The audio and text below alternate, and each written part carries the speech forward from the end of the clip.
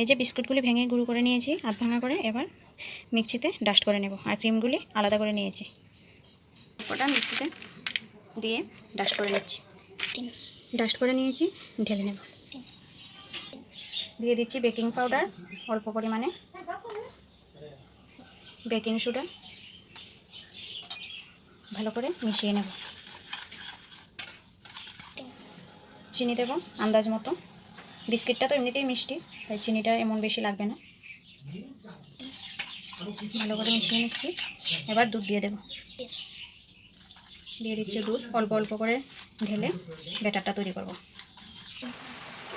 আমার ব্যাটারটা গুলা হয়ে গেছে। এখানে সসপ্যানটাতে তেল ব্রাশ করে কাগজ কেটে দিয়েছি, এবার ব্যাটারটা ঢেলে নেব। ব্যাটারটা দিয়ে নিয়েছি, এবার ঝাঁকড়ে নেব যাতে ব্যাটারটা সেট হয়ে যায় ভালোভাবে। এবার ওভেনে বসিয়ে দিচ্ছি।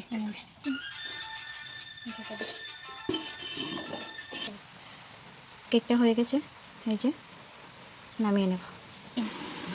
কেকটা ঠান্ডা হয়ে গেছে, এবার ঢেলে নেব।